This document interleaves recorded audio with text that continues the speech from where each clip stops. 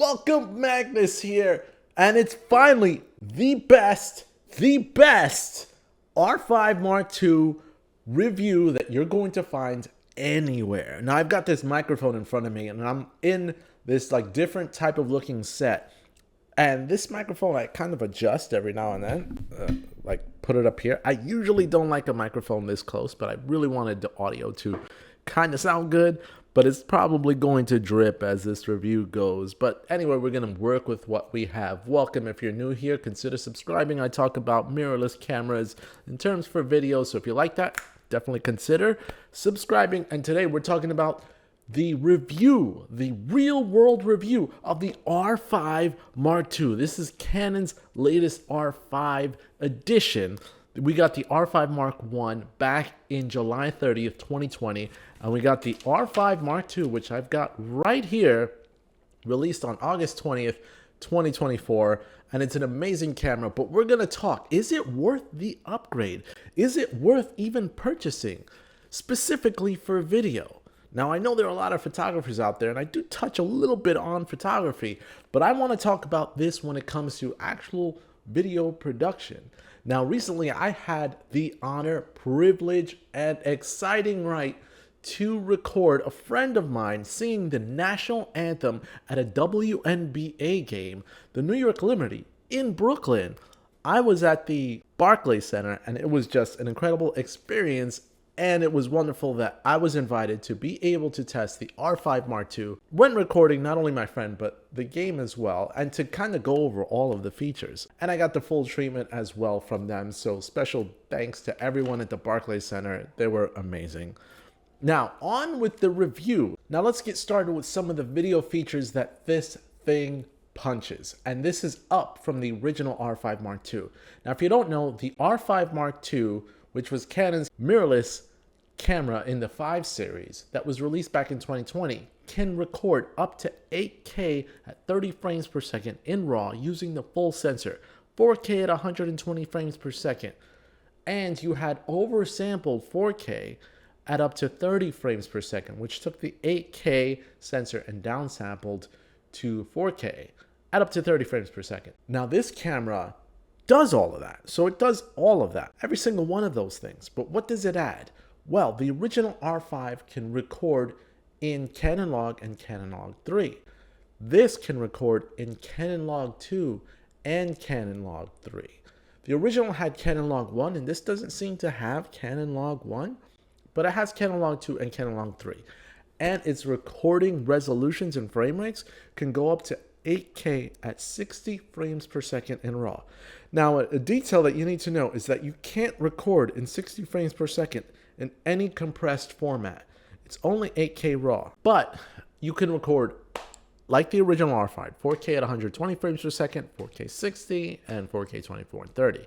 And you can record in HD as well. Not that anyone's paying attention to that, except the fact that you can record up to 240 frames per second in full HD. The original R5 could record 120 frames per second in HD as well, but this does up to 240, which is great. Now, those are the recording features, RAW, 4K, but one of the most exciting features that this has when it comes to recording modes, actually a couple, is the fact that you can record 4K RAW using the full frame. It's called SRAW. And it looks incredible. You can record 4K SRAW up to 60 frames per second as well. And it takes advantage of the full sensor, and it gives you that added flexibility of being able to have the RAW settings in post. So that's a really nice plus. So with those exciting features and the fact that you get 4 channels of audio, so you could have a microphone connected to this like a lavalier, or you could have a boom mic connected to this, or shotgun mic, and also record with the microphones on the camera itself to have multiple channels of recording, which is always useful. All these features, but let's put them into use and how that day went when I was recording. Now, while walking through the day, one of the things that I noticed, like right off the bat, I'm recording just a couple of shots before her performance of the national anthem started, and I noticed that the focus was haunting a little bit. Again, I hadn't really adjusted the settings to really get started. But while following her and while on the court, itself, I was noticing that the camera was hunting a lot. And I knew that the autofocus features on this camera have also been improved next level. But I just didn't find that initially it was doing what I wanted. So I was kind of a little nervous and knew that I would have to kind of dial in the autofocus settings. Now, continuing on with autofocus, because of those initial situations that I had with the autofocus itself and how it was hunting, I didn't want that to be an effect or take effect while she was performing. So I kind of adjusted the settings on the camera to kind of pull it down a little bit to make sure that it wasn't going to jump around back and forth and it just grabbed her attention. Now you have the option in the autofocus settings to have people priority. And then when I did that, I was able to keep her in focus the entire time, which was such a huge advantage.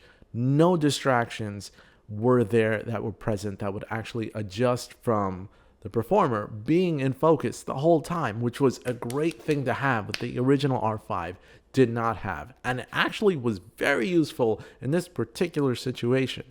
And it saved me from frustration of having to worry about others getting in the way and then distracting the performer. Now, jumping into the basketball game itself.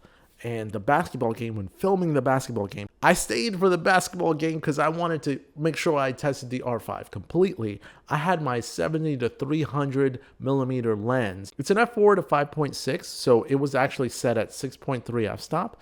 And what I noticed is that a lot of it was in focus because the f-stop was at 6.3. Now, my actual excitement was like, okay, the autofocus while taking video, I want to be able to use basketball as my priority because I couldn't focus on just one player, right? It's a basketball game. So I wanted to make sure that I captured whoever had the ball. Now, the camera specializes in soccer, volleyball, and basketball when it comes to taking photos. But when taking video, when I wanted to set it for basketball in particular, it did not have that option. So those sports settings work for photos, but they didn't work for video. So I noticed that while I was recording video, and no, I didn't have like anything recording what I was seeing through the viewfinder on the camera so that you can see what I'm seeing. So unfortunately, I can't show you that. But what I can tell you is that I saw that it was hunting sometimes with people in the background against the players, and that was kind of a little annoying. However, when I look at the footage in post, it actually did a wonderful job of staying in focus and keeping what I was paying attention to in focus the whole time. So even though it was telling me, the box was telling me that it was looking at others, for the most part, I can honestly tell you that everything was really where I wanted to be when it came to being in focus while recording in the game. And I recorded at 4K 60 frames per second because I wanted to be able to slow the motion down, which actually turned out great. Even though the 4K 60, and I was using one of the compressed formats that the camera has, which is incredible for editing, which I'll get to later. I was using one of the compressed formats, 60 frames per second, C-Log 3, not RAW. It actually turned out really good when it came to the focus, and the slow motion was great. I was able to really slow it down and see, which is part of the reason why I wanted to, because it was a sport. I really wanted to slow down and see, was there any warping? Because I was panning left and right really quick, which there really wasn't much of a rolling shutter issue with this camera as I'm recording sports. And I could slow it down and everything looked crisp and beautiful and mostly in focus. So I was actually pretty impressed with the recording capability of the R5 Mark II and everything that it can offer. What can I say? And the 4K SRAW that I recorded the main performance with, actually, like I said, autofocus turned out beautiful as well. So definitely a good thing. Now, speaking of recording formats, like I mentioned, this has a bunch of different recording formats. When recording Sophia, when she was singing the national anthem, I could have recorded her in 8K 24, 8K 60, 4K SRAW, at up to 60 frames per second as well, or all of the compressed formats that the camera has, which are incredible. But I chose 4K at 24 frames per second for this particular recording for a couple of reasons. A, I wanted to save space, and B, I knew what I was going to need that for. What I needed it for didn't have to be more resolution than what I was already recording, and it turned out great. Looking at the footage in post, not an issue. Now, I will say the other thing that I did is that I used the most compressed format of the 4K SRAW, which is 330 megabits per second. Now, what that means is that these files in 4K SRAW allow you to not only adjust the exposure and the white balance in post at 12-bit color, but you can really get something really great looking in 4K resolution, really raw files. And it's easy, at least off of my computer, it's easy to edit, but you're also able to get proxy files, which helps with editing if you don't have such a powerful PC. Now, touching on the 4K SRAW in particular, 330 megabits per second, which is the smallest bit rate that you can get for raw footage on the R5 Mark II. Now, in comparison, this is going to take us back a little bit. In comparison, when Canon was releasing DSLRs and they were releasing their 5 series, like the 5D Mark II, 5D Mark III, we finally got the 5D Mark IV in August of 2016. Now, that camera was the last DSLR in the 5D series of Canon's lineup. And you can say that the R5 series is the spiritual mirrorless successor of the 5D series. Now, the 5D Mark IV was the first in the 5D series to be able to record in 4K. Had a few caveats. One of them was there was a 1.74 times crop in the 4K footage. Now, that's a larger crop than even an APS-C sensor, so that's pretty huge. But the other thing that I wanted to mention is that eventually with an update, with a paid update that you had to do, allowed you to record Canon log, but it also had 8-bit 422 in that 4K. But the interesting thing about that 4K footage is that it was 500 megabits per second. And I've done plenty of videos regarding the original 5D on my channel. You can check them out. They're like older videos from way back when. But the 5D itself and the 500 megabit files, they were a nightmare. But one of the plus things that the 5D let you do is record those files on the compact flash card, the CF card, or the SD card, UHS-1. That's all it could do. If you got the right fast enough card, you could record those 4K files on an SD card, which was very useful, especially because there was a limit on how much compact flash could store in its memory, up to 256 gigabytes, I believe. But with SD cards, you can go 512 gigabytes, or you can even go up to a terabyte, which is great, but that in itself gives you much more flexibility to record longer recordings when you're recording in 4K. Now let's fast forward to the R5 Mark II. 330 megabits in raw recording.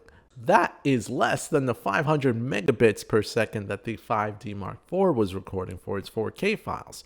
So one would hope that you can record in RAW to an SD card and then go from there. However, the R5 Mark II unfortunately locks you out from recording even that 4K SRAW at the most compressed level. It forbids you from recording that to an SD card. You can only record that to a CF Express card, and that I find to be unfortunate.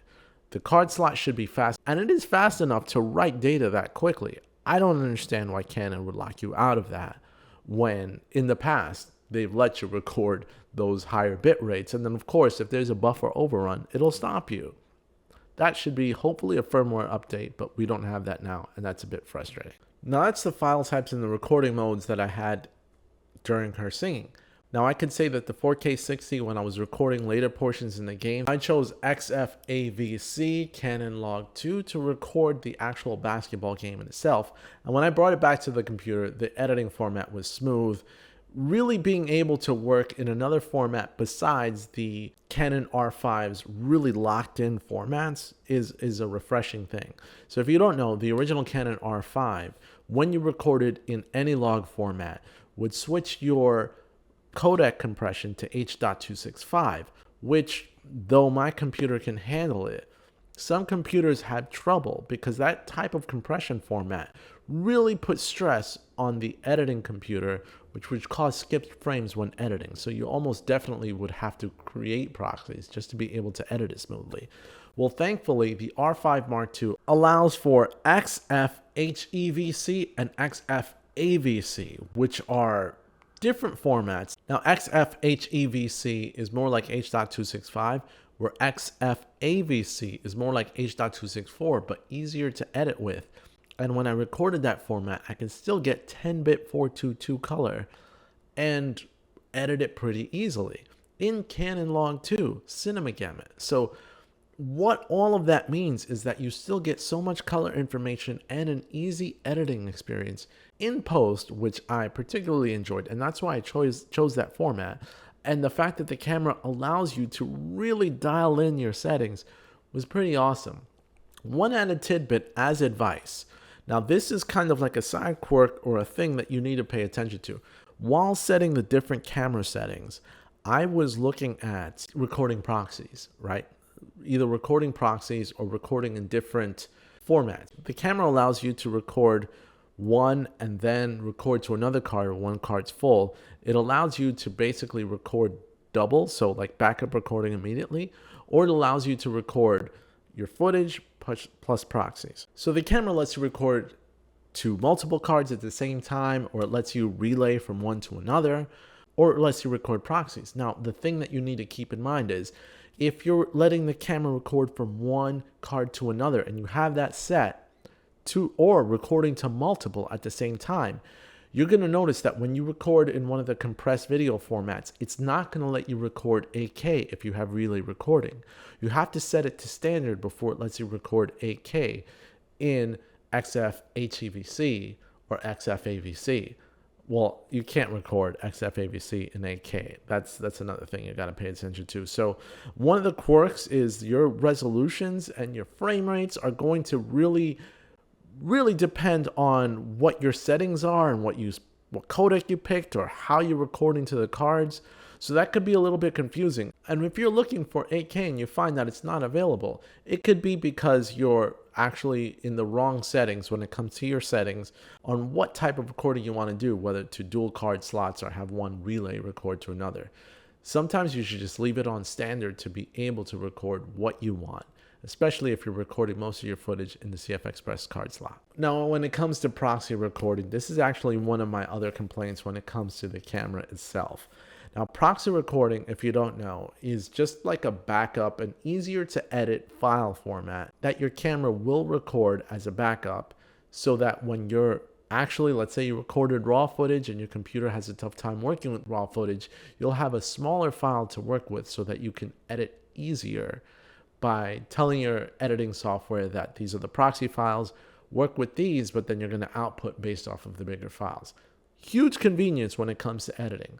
Now, the original R5 Mark I had this ability, though it was limited in the sense that only if you're recording in 8K RAW would it allow you to do proxies. Now, I will say that one of the great things about proxies is that even though the original R5 Mark I only lets you record proxies if you're recording 8K RAW, the R5 Mark II allows you to record proxies in many different recording modes. Now, it still limits it, so you can't record in higher frame rates and have proxies, unfortunately.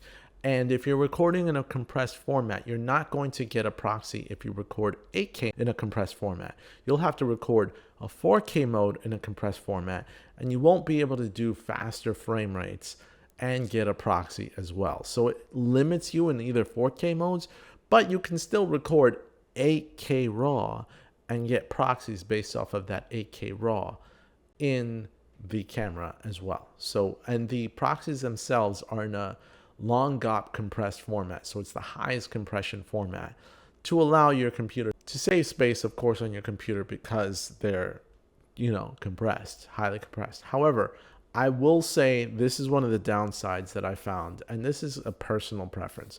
Now, this camera allows you to record dual recording, just like the original R5 Mark I let you. So you can get a lot of dual recording situations.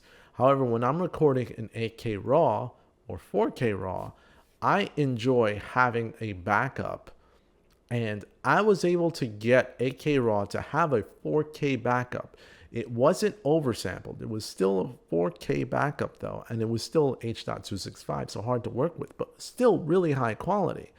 I enjoyed having that proxy because what I would do is when I'm done with the project, I dump out the raw files, but still keep the proxies because they were 10-bit 422 4K proxies. Granted, they weren't the easiest for a lot of computers to edit, but at least in many cases, they were easier than the raw footage. But on the R5 Mark II, all of your proxies are going to be in HD. And to me, that's a downside because now, are the files themselves really worth keeping? And especially if I'm recording in a raw format, there is no backup file that I can just keep and archive for the long term. They'll have to be lower resolution HD files to be archived. And I feel that that's really a downgrade when it comes to that. So there's an upgrade with proxy files and the fact that you can record different modes and have proxies. But the fact that we lose the higher resolution proxies is unfortunate. But it's there. Now I want to talk about a bit about the photography portion itself when it comes to using the R5 Mark II. Now the photos I took was during the game, and I had the option of choosing electronic or mechanical shutter. That was one of the curiosities. I kept it on an electronic shutter and took a couple of action shots because the first test I wanted to do was to see if the rolling shutter, specifically for basketball games, was too much so that I would have to defer back to the mechanical shutter, or was the electronic shutter good enough to actually use during a game. And let me tell you, after I took these pictures of the players, I can honestly feel comfortable telling you there is no occasion or no reason that I would ever turn on mechanical shutter again. Now, I think that's what Canon's trying to lean towards. They really want to focus on doing away with shutters and being completely shutter free when it comes to its future cameras. So even though there's a shutter on the R5 Mark II, because they're working to improve the speed of the CMOS sensor when it comes to its readout, in this game, I can tell you that it was good enough to take these pictures. And I know that the R3 is better at doing that. And there are other cameras that can do it a bit faster. But when you're this fast, it's almost negligible, those differences. And for this game, I thought it worked well. I don't think I'm going to turn on mechanical shutter at all. And what's interesting is that by default, the R5 Mark II, unlike the R5 Mark I, has electronical shutter set by default. You'd have to switch it to mechanical to use the mechanical shutter. And I haven't felt the need to switch it to mechanical. So that's an interesting tidbit. And when taking these photos, I started to dial in the autofocus settings and made sure that since I could do it for photos, that the basketball tracking was on. And when I had it, I was surprised because I've heard a ton of reviews saying, it's great, it works well. I found that initially it was still hunting and not following the basketball player that I had wanted the focus to be on, which was the person who was dribbling the ball. Now, I will say, and this may be an effect, is that I was using EF glass and I had the Canon official adapter attached using a 70 to 300 millimeter f4 to 5.6 millimeter lens, Canon lens as well. So that might have played a part in it, the age of the lens, but it still wasn't tracking them like I would have expected. I slowed down the sensitivity to the responsiveness of the autofocus. And then when I did it again, no problem. Almost every photo was tack sharp to what the lens could produce, because it's not one of Canon's best lenses, but it was great for what I needed it for, which was this shoot. And I was super happy with using the autofocus, taking the pictures, and they did what they needed to do. So from a photography standpoint, you can trust the R5 Mark II in so many different scenarios. And I would definitely recommend it over the R5 Mark I. Autofocus is next level. And I'm super happy and super excited in the fact that the photos themselves, you don't need to use the shutter, and you can go, like, let's say you're doing a wedding, be incredibly quiet. No one will even know that you're taking a photo when it comes to like the ceremonies and whatnot to take place, and you'll get great photos minimal to no rolling shutter, and it's good. Now, with all these file types, you got to take it back to the computer and edit, of course, when it comes to videos, for example. And based off of my experiences editing the videos that I needed to deliver for this, because I had to deliver them right away, especially for the performance, it was a piece of cake. The raw videos were nice, easy. I attached the proxies as well to see how that worked.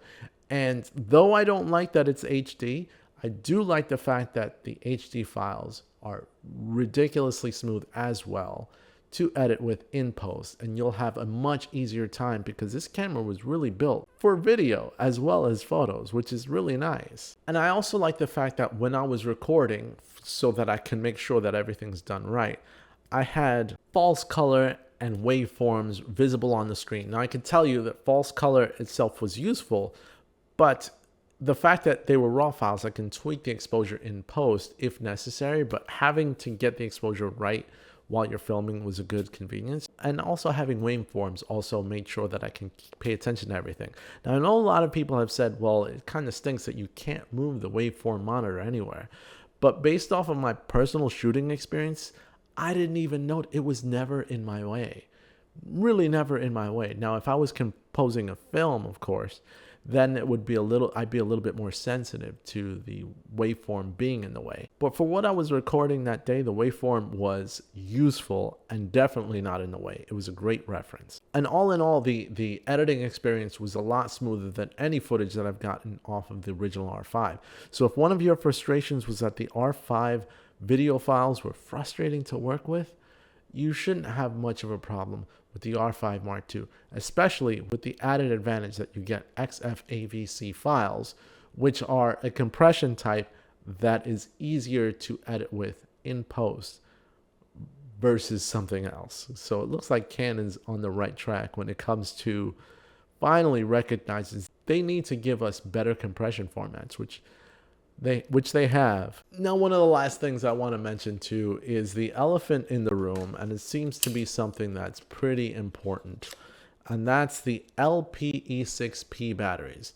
Now, this battery lasted for the whole shoot, and it was only about halfway done after the game was over. I was able to record everything I wanted and didn't have an issue. Now, granted, I was turning the camera off and on when necessary, so the shoot in itself wasn't one that was really stressing the camera when it came to time. But it did very well, and I was pretty happy. Now, there has been talk that these batteries are hard to find and pretty much out of stock in Canon's website. I heard the same thing too. Now, probably a week after I bought the R5 Mark II and I had it in hand, I was worried that I would have a filming situation where I needed more batteries. And in a short time after I had the camera, I had a film shoot to do already, pretty quick. So I went on Amazon and actually purchased 2 additional batteries. Now, they were $5 more than what they're supposed to be priced, but because I was really needing the extra batteries, I did buy them. And now I have 3 of the batteries and I feel a bit more comfortable. So that's a good thing. But if you so choose, you have the option of getting a battery grip, which would actually have the cameras last longer. But the battery grip itself needs to have these LPE6P batteries. So they actually run just fine for the camera, but it may not run long enough, especially if you use long recordings. So the grip might be useful, but I didn't test out the grip. I didn't have an overheating situation as well either. So I didn't need, like, for example, the grip that has the fan that blows it. No, it was just fine and it worked very well. Now, when it comes to overheating, I was stressing this camera with 4K 60, with 8K, with everything on during the shoot. I didn't ever worry about overheating at all. I stressed this camera as much as I could during this shoot because I just set it for what I needed for and I pressed record. So if you're asking about battery life, pretty standard, similar to the regular R5. If you're asking about overheating, I did an overheating test on my channel already, but to summarize that video, there's no worry when it comes to overheating in room temperature for this camera. I did a side-by-side test with the original R5 after the firmware updates and the R5 Mark II, and they both were recording in 8K compressed for over 3 hours. No shut off for overheating. So pretty good. And that's making sure that you have the overheating default set to high so that it can actually run longer than when the camera thinks it should tell you to stop. So pretty good. No complaints, and I'm not getting that grip. So with all of that said, because geez, I went all in for a long time, is the R5 Mark II worth upgrading from the original R5 if you own the R5? Now, my concern for being hesitant to upgrade was really hearing the fact of the recording limitations when it came to overheating. But after testing it personally, I can say that that's ridiculous, that this camera does a lot better of a job when it comes to those overheating situations. So that's out the window. More recording modes, easier to edit recording files. You have a tally light, which I turned off, but you have a tally light in the front of the camera that lets you know that you're recording. It's got all of these great video features, false color, waveforms, no 30-minute time limit. I mean, the list goes on and on. Raw recording, there's no reason why you shouldn't upgrade to this for video.